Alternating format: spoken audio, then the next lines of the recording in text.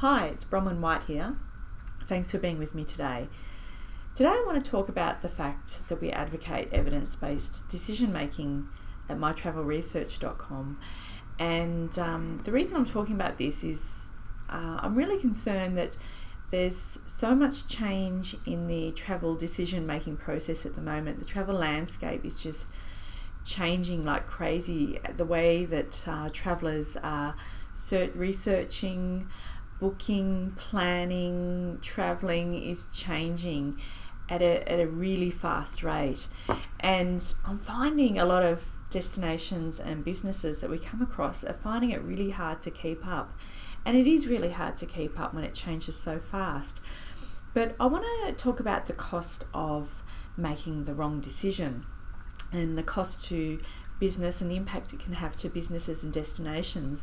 So if you're relying on what we call hope marketing, which is the opposite of evidence-based decision making, you're in trouble. So hope marketing is when you kind of just do what you did last year, or just review your marketing plan and your tactics from last year, or build on them a little bit without really having a look at what's happening in the traveller landscape and the market, and especially the online environment at the moment.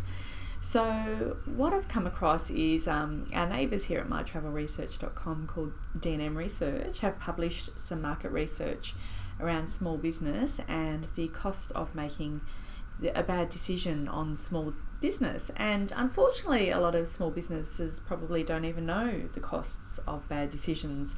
But they published this research, and what it says here that smaller businesses estimated that a poor decision would cost them around $100,000, while potential loss for those with revenue over $1 million averaged around $500,000. So for around 1 in 14, a bad decision could potentially cost a business over $1 million. So that's a small business. Imagine big businesses and destinations with big budgets. We see this often, way too often for my liking, and there's really not a lot of excuse to it.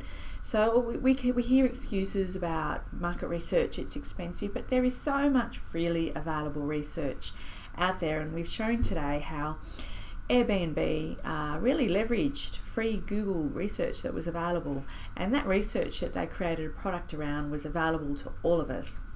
So really it's at the very least an investment in your time, and as a tourism marketing professional, you do need to invest some time into really, keep in check on what's happening in the market, and all these trends and all the segments, the emerging opportunities and that sort of thing.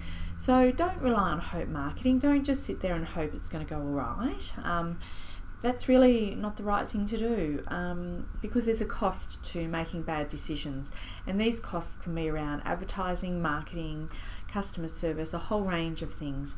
So one decision can impact your destination or business hugely. So I want you to consider that, and I want you to start looking out there for more market research that's going to help you make decisions. Thank you.